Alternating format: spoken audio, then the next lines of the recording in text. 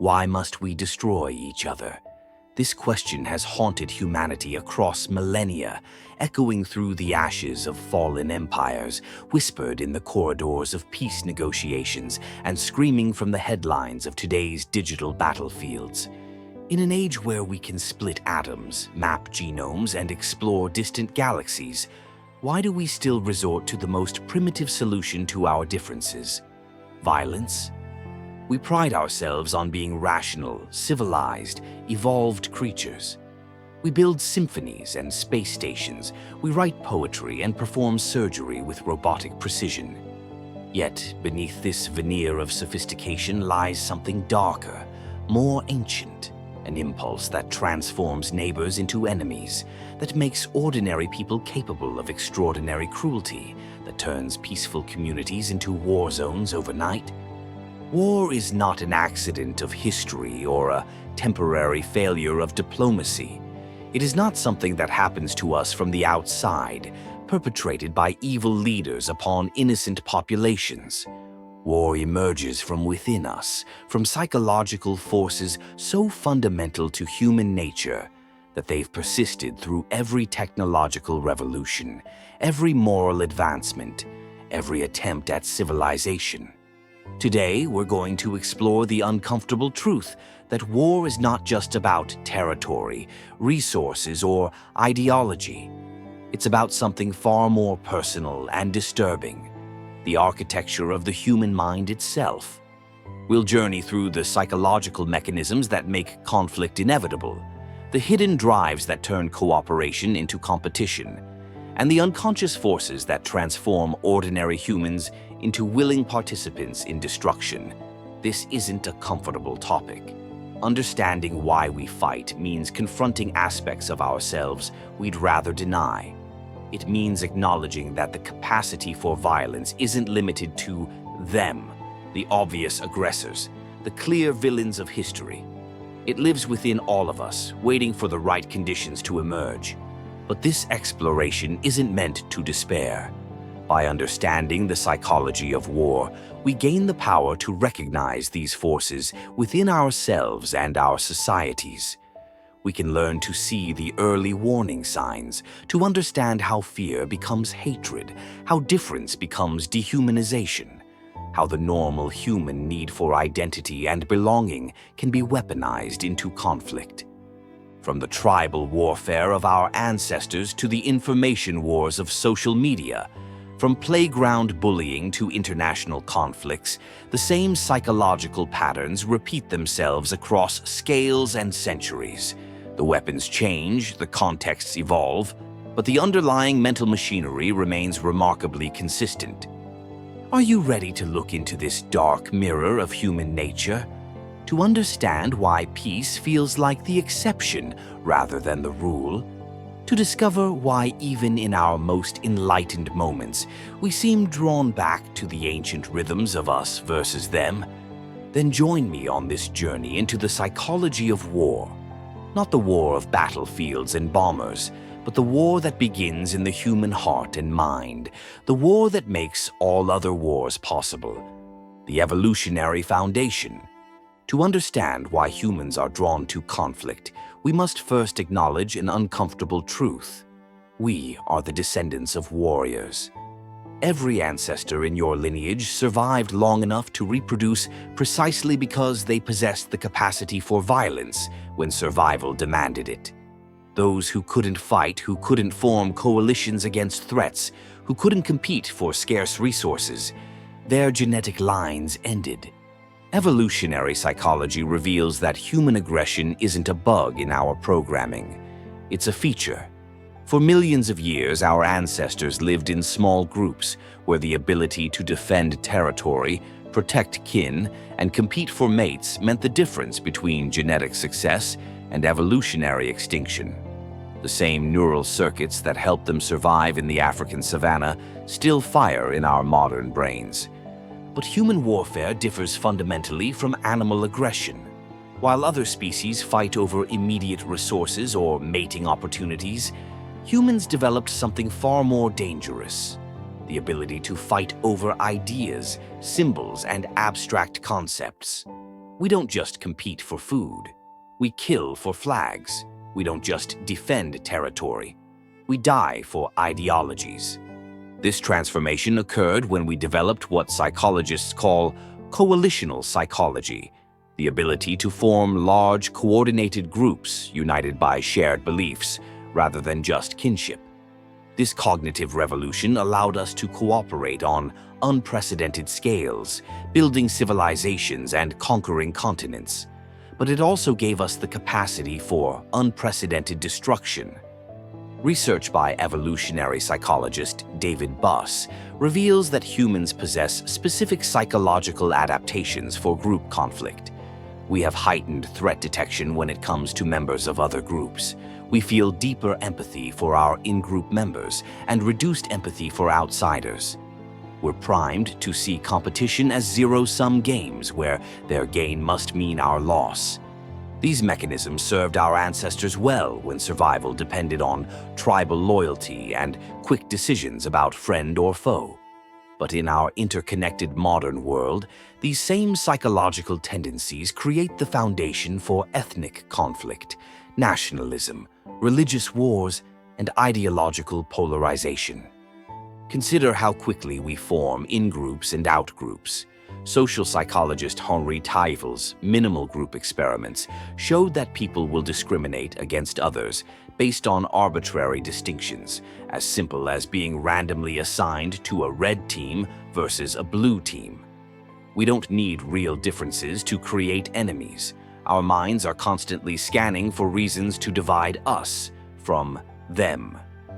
This tribal psychology explains why conflicts often seem irrational to outside observers. Why do people fight over seemingly minor differences in religious interpretation? Why do neighboring countries with shared histories and cultures become bitter enemies? Because the rational mind isn't driving these conflicts, the ancient brain is. Our evolutionary heritage also explains why war can feel exciting, meaningful, even addictive to those who experience it. Combat veteran and author Sebastian Junger describes how soldiers often struggle more with coming home than with being in war zones. The intensity of group bonding, the clarity of purpose, the heightened awareness, these satisfy deep psychological needs that modern peaceful life often fails to meet. This doesn't mean we're doomed to eternal warfare. Evolution gave us the capacity for both cooperation and competition, for both love and hatred. But understanding these ancient drives is crucial because they operate largely below the threshold of consciousness, influencing our political choices, our social attitudes, and our reactions to perceived threats in ways we rarely recognize. The next time you feel a surge of anger at a political opponent, or notice yourself generalizing about a group of people, or find yourself drawn to us versus them narratives, remember, you're not experiencing rational analysis. You're feeling the echoes of ancient survival mechanisms that once helped your ancestors survive in a much more dangerous world. The machinery of dehumanization. Perhaps the most chilling aspect of human warfare is our capacity to transform other humans into something less than human in our minds. Dehumanization, the psychological process of viewing others as less than fully human, is the engine that powers humanity's darkest chapters. Without it, large-scale violence becomes psychologically impossible for most people. Psychologist Albert Bandura's research reveals that moral people can engage in harmful conduct through what he calls moral disengagement. We don't become monsters to commit atrocities. We simply reconfigure our moral compass to make the unthinkable seem necessary, even righteous. We transform murder into cleansing, genocide into purification, and oppression into order. The process begins with language. Notice how quickly conflicts develop their own vocabulary of dehumanization. Enemies become animals, insects, parasites, cancer, or vermin. This isn't accidental rhetoric. It's psychological preparation. When we linguistically strip others of their humanity, we're preparing our minds to treat them as less than human. Historical examples abound. Rwandan radio broadcasts calling Tutsis cockroaches before the genocide. Nazi propaganda depicting Jews as rats and parasites. American soldiers in Vietnam referring to enemies as gooks. Serbian forces calling Bosnians Turks to invoke centuries-old ethnic hatred. Each conflict develops its own dehumanizing language, but the psychological mechanism remains constant. Stanford psychologist Philip Zimbardo's infamous prison experiment demonstrated how quickly ordinary people can begin treating others as less than human when placed in certain roles and environments. Within days, student volunteers randomly assigned to be guards were psychologically abusing those assigned to be prisoners. The situation, not the individuals, created the cruelty. Dehumanization operates through several psychological mechanisms. First, we emphasize differences rather than similarities. We focus obsessively on how they look different, speak differently, worship differently, or organize their societies differently. These differences become magnified in our perception until the other group seems alien rather than human. Second, we engage in what psychologists call attribution errors. When members of our group do something harmful, we attribute it to circumstances. They were defending themselves. They had no choice. They were following orders. When members of the other group do something harmful, we attribute it to their essential nature. They're naturally violent, inherently evil, fundamentally different from us. Third, we create what researcher Ervin Staub calls monolithic thinking, the belief that all members of the other group think, feel, and act identically. They become a faceless mass rather than a collection of individuals with their own personalities, dreams, fears, and contradictions. This mental flattening makes it easier to justify collective punishment. Social media and modern technology have accelerated these processes exponentially. Online, it's easier than ever to reduce others to caricatures, to interact with avatars and usernames, rather than full human beings. Comment sections become laboratories for dehumanization, where complex people are reduced to simplified positions that can be dismissed, mocked, or attacked. The most insidious aspect of dehumanization is that it feels righteous. Those who engage in it genuinely believe they're protecting something valuable, their way of life, their people, their values. They see themselves as heroes in a cosmic struggle between good and evil, not as participants in a psychological process that has enabled humanity's worst atrocities. But dehumanization isn't just the province of obviously evil regimes or extremist groups. It operates in subtler forms throughout normal society. Corporate executives who refer to mass layoffs as right-sizing.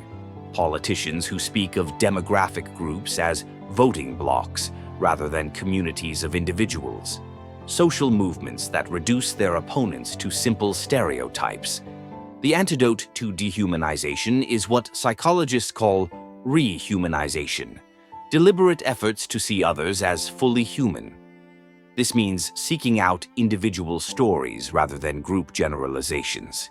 It means looking for similarities rather than focusing only on differences. It means practicing what researchers call perspective taking, genuinely trying to understand how the world looks through others' eyes. Understanding dehumanization doesn't excuse it, but it does explain how ordinary people become capable of extraordinary cruelty. And that understanding is our first line of defense against becoming unwitting participants in the psychological machinery that makes war possible. The social psychology of enemy creation. Enemies aren't born, they're made. The creation of an enemy is a sophisticated psychological and social process that transforms neutral others into existential threats worthy of our hatred and fear. Understanding this process reveals how quickly and easily human groups can be manipulated into conflict, even when their interests would be better served by cooperation. Social psychologist Muzafer Sharif's famous robber's cave experiment demonstrated how artificial enemies could be created among previously friendly groups. 22 11-year-old boys were divided into two groups at a summer camp. Within days of competitive activities, the groups developed intense hostility, creating derogatory names for each other and engaging in increasingly aggressive behavior. The boys had no prior conflicts, no resource scarcity, no historical grievances, yet they became genuine enemies. This experiment reveals the minimal conditions necessary for enemy creation. Group identity plus competition equals conflict. Human psychology is primed to see the world in terms of us versus them, and once that division is established, everything else follows predictably. In-group favoritism combines with out-group hostility to create the emotional foundation for warfare. The process begins with what psychologists call group formation, the establishment of a collective identity that distinguishes us from them.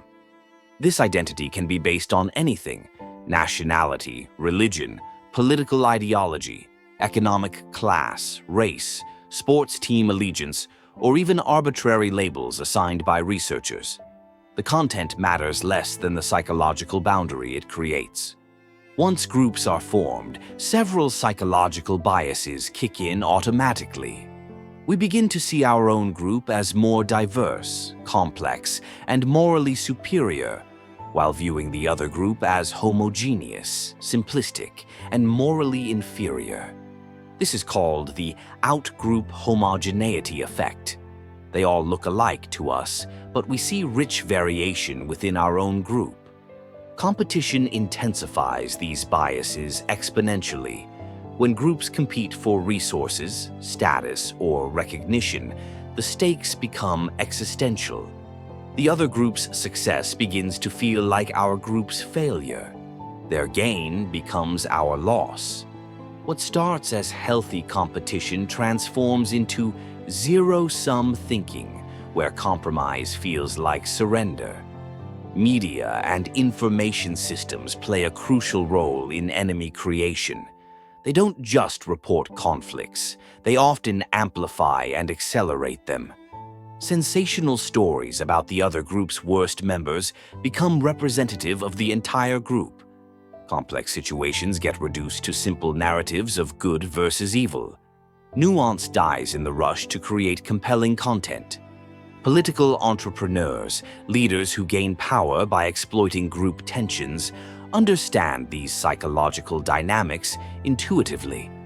They know how to activate dormant group identities, how to frame complex problems in us versus them terms, how to transform economic anxiety into ethnic hatred, how to redirect internal frustrations toward external enemies. The rhetoric of enemy creation follows predictable patterns. First, the other group is portrayed as threatening our most fundamental values, our freedom, our way of life, our children's future. Second, they're depicted as inherently aggressive, never to be trusted, incapable of reasonable compromise.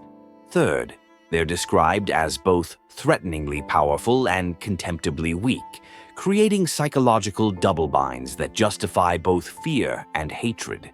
Historical examples illustrate these patterns with chilling consistency. German propaganda portrayed Jews as both secretly controlling world finance and as racially inferior parasites. American Cold War rhetoric depicted Soviets as both militarily threatening and economically backward. Contemporary political discourse routinely employs similar contradictions about various groups. Social media has revolutionized enemy creation by creating what researchers call echo chambers and filter bubbles. We're increasingly exposed only to information that confirms our existing beliefs and prejudices. The algorithm-driven content we consume is optimized for engagement, which means it's optimized for emotional arousal. Anger, fear, and outrage drive more clicks than calm, nuanced discussion. The speed of modern enemy creation is unprecedented. Social media can transform unknown individuals into hated symbols overnight. Hashtag campaigns can mobilize millions against targets who may have done nothing more than express an unpopular opinion. The same psychological mechanisms that once required months or years of propaganda can now be activated in hours or days. But understanding enemy creation also reveals its artificial nature. If enemies can be made, they can also be unmade. Sheriff's experiment had a crucial second phase, when the boys were given shared goals that required cooperation across group lines. Their hostility dissolved. Former enemies became friends again when circumstances changed. This suggests that enemy relationships are more fragile than they appear. They require constant maintenance through repeated exposure to threat narratives. They weaken when groups have positive contact under equal conditions working toward common goals. They collapse when people begin to see each other as individuals rather than group representatives. The implications are both sobering and hopeful. Sobering because they reveal how easily we can be manipulated into hatred.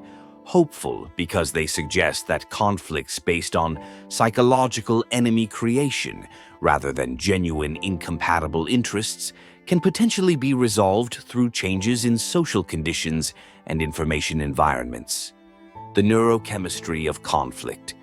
War isn't just a psychological phenomenon, it's a neurochemical one.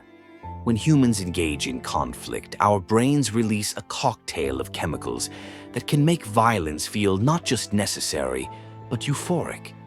Understanding the biology of aggression reveals why warfare can become addictive and why peaceful societies still struggle with the human hunger for conflict. At the center of human aggression lies the ancient limbic system, particularly the amygdala, the brain's alarm system that detects threats and triggers fight or flight responses. When we perceive danger, the amygdala floods our system with stress hormones like cortisol and adrenaline, while simultaneously dampening activity in the prefrontal cortex, the region responsible for rational thought and moral reasoning. This neurochemical hijacking explains why people do things in conflicts they would never consider in calm moments. The thinking brain goes offline while the emotional brain takes control. Moral considerations that seem crystal clear in peaceful circumstances become muddy and uncertain when the amygdala is in command. But here's where human warfare becomes uniquely dangerous. We don't just fight when directly threatened. We can trigger these same neurochemical responses through imagination, memory, and symbolic thinking. We can work ourselves into states of aggressive arousal by thinking about past injustices, imagining future threats, or consuming media that depicts our group as under attack. Testosterone plays a crucial role in this process, particularly in males. Research shows that testosterone levels spike not just during physical confrontations, but also during competition, status challenges, and group conflicts. Winners experience testosterone surges that make them more likely to seek additional conflicts, creating what researchers call winner effects, biological feedback loops that make aggressive individuals increasingly aggressive. Even more intriguing is the role of oxytocin, often called the love hormone, because of its role in bonding and empathy. Researchers have discovered that oxytocin doesn't just make us love our in-group more, it makes us more aggressive toward perceived threats to that group.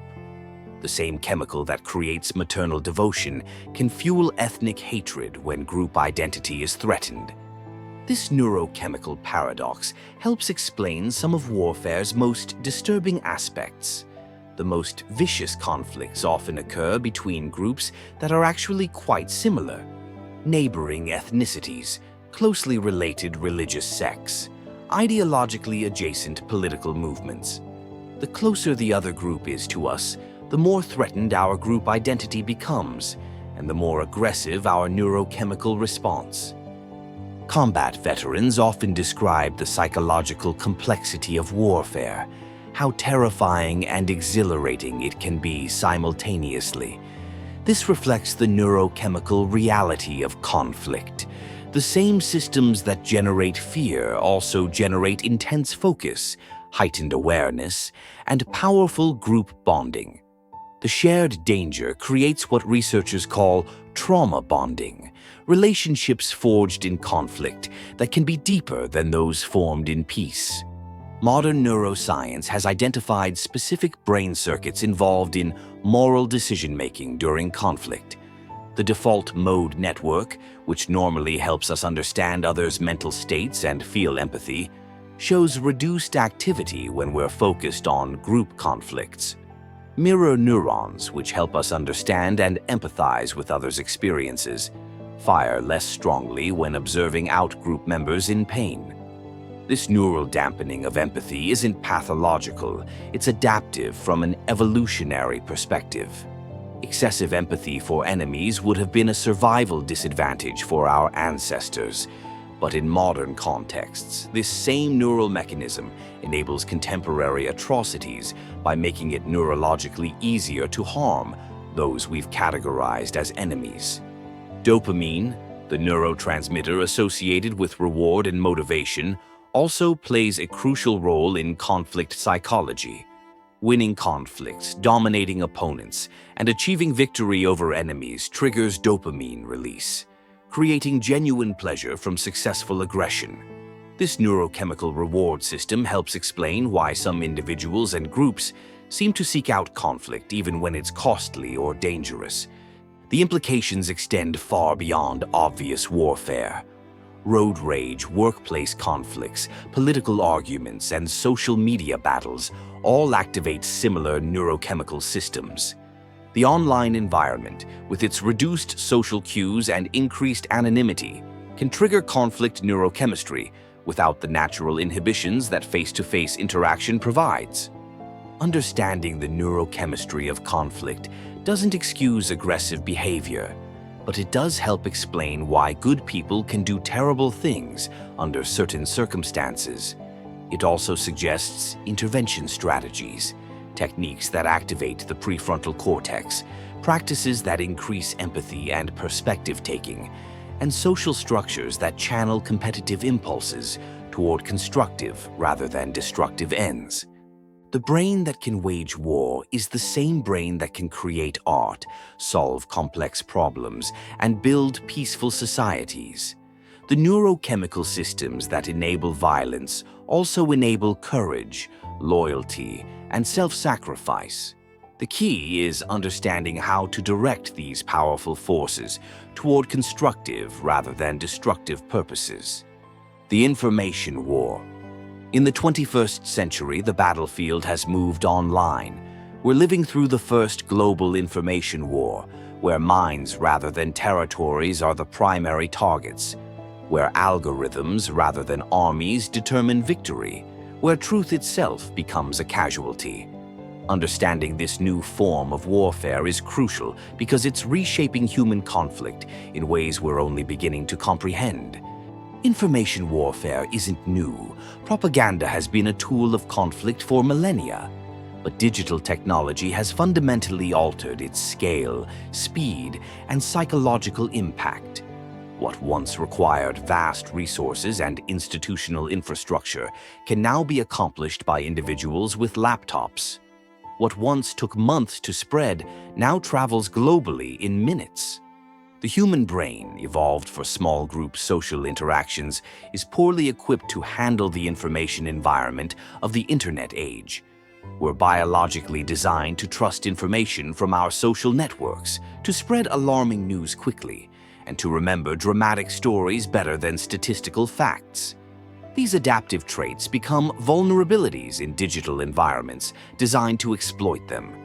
Social media platforms, optimized for engagement rather than truth, have become perfect weapons for psychological warfare. Their algorithms reward content that generates strong emotional responses. Anger, fear, outrage, and tribal loyalty drive more clicks than calm, nuanced discussion. The result is an information ecosystem that naturally amplifies conflict and polarization. State actors have weaponized these dynamics with sophisticated influence operations. Russia's Internet Research Agency, China's 50 Cent Army, and similar organizations from other nations don't just spread false information. They amplify existing social divisions, promote extreme voices from all sides, and create the illusion that societies are more polarized than they actually are.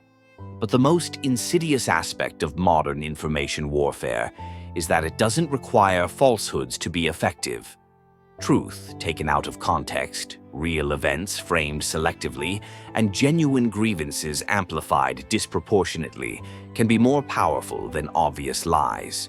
The goal isn't to make people believe specific falsehoods, but to destroy their confidence in the possibility of objective truth. This creates what researchers call epistemic warfare, attacks on society's ability to distinguish truth from falsehood.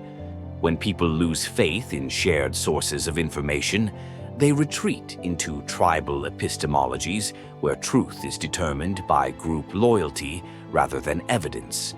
Democracy becomes impossible when citizens can't agree on basic facts about reality. The psychological impact extends far beyond political beliefs. Constant exposure to conflict-oriented information creates chronic stress, anxiety, and hypervigilance. People begin to see threats everywhere, to interpret ambiguous situations as hostile, and to respond to disagreement as if it were physical danger. The information environment itself becomes a source of trauma. Artificial intelligence is poised to make these problems exponentially worse. Deepfake technology can create convincing video of anyone saying anything. Large language models can generate human-like text at scale, making it possible to flood information environments with synthetic content. Personalized propaganda, tailored to individual psychological profiles, could make traditional propaganda look crude by comparison. Children growing up in this environment are particularly vulnerable. Their developing brains, already more susceptible to social influence and emotional reasoning, are being shaped by information systems optimized for psychological manipulation. We're conducting a vast, uncontrolled experiment on human cognition with potentially catastrophic consequences. The economic incentives driving information warfare are powerful and entrenched. Attention is the new currency, and conflict content generates attention more effectively than almost anything else. Media companies, social platforms, political organizations, and content creators all have financial incentives to produce information that triggers strong emotional responses. International law and traditional governance structures are poorly equipped to handle information warfare. Unlike conventional weapons, information weapons don't respect borders. Unlike traditional propaganda, modern influence operations can be deniable, subtle, and distributed across thousands of seemingly independent sources. The solution isn't censorship or authoritarian control of information. These approaches create their own dangers and often backfire by increasing conspiracy thinking.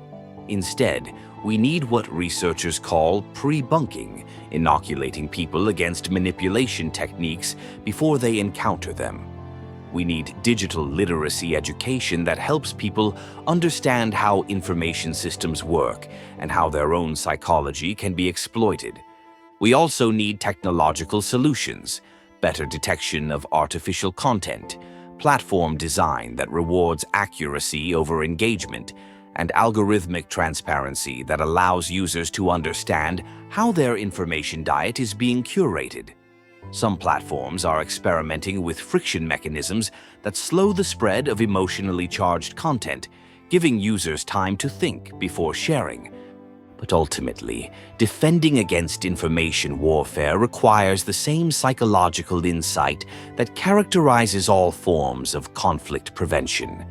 Understanding our own vulnerabilities, recognizing when we're being manipulated, and choosing conscious response over unconscious reaction.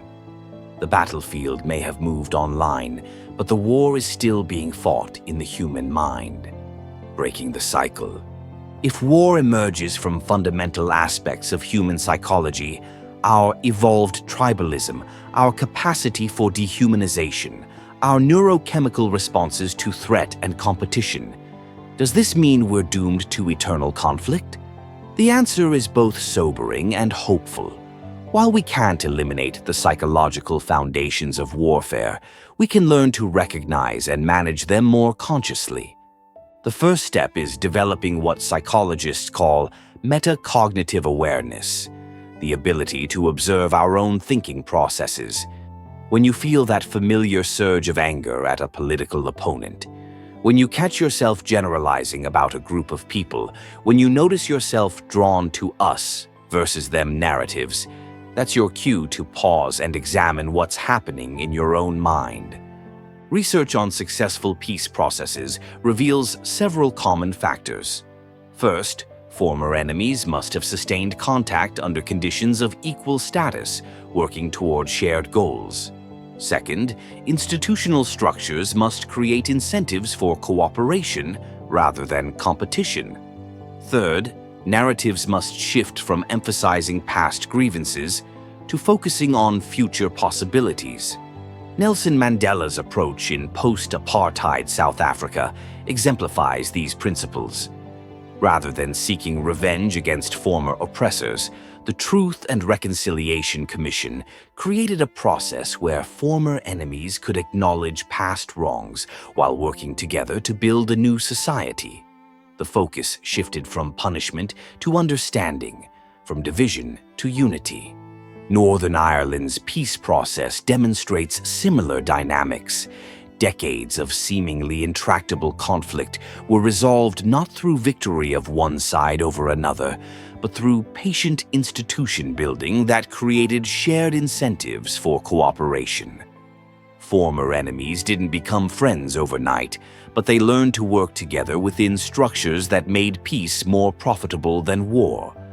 At the individual level, research on prejudice reduction shows that empathy and perspective-taking can overcome even deeply entrenched biases.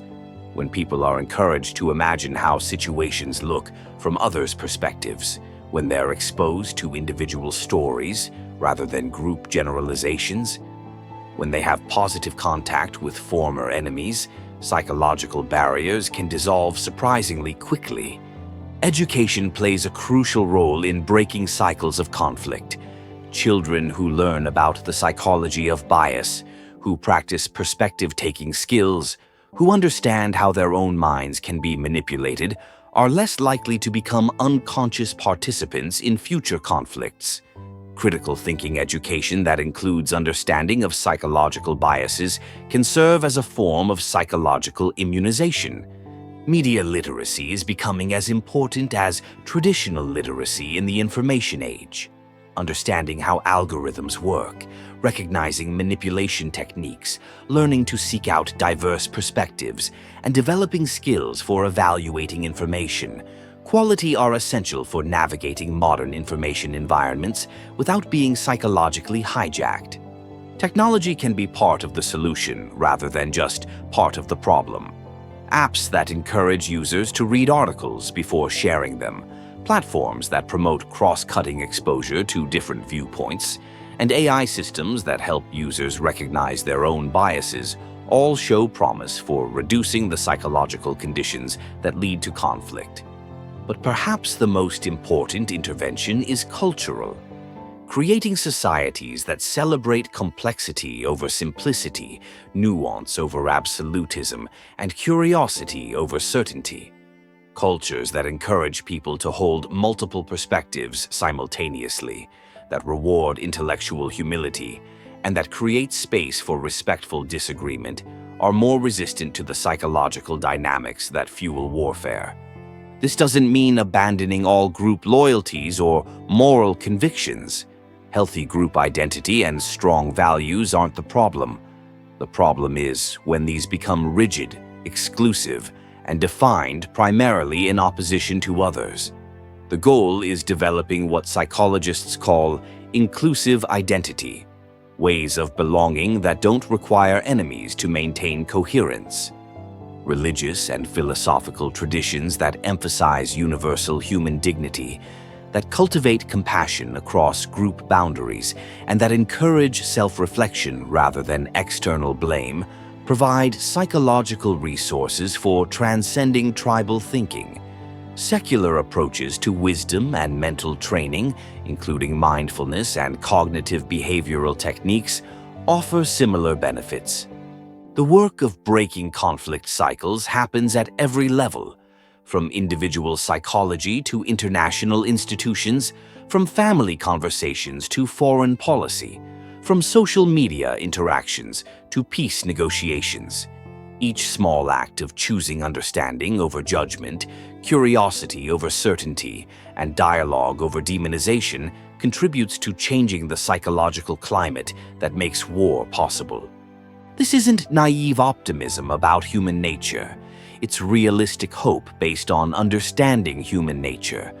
We are indeed tribal creatures capable of dehumanizing others and engaging in terrible violence. But we're also meaning-making creatures capable of expanding our definitions of us, of learning from our mistakes, and of choosing conscious response over unconscious reaction. We stand at an unprecedented moment in human history. For the first time, we possess scientific understanding of the psychological mechanisms that drive us toward conflict. For the first time, we have global communication systems that could theoretically connect all humans in shared understanding.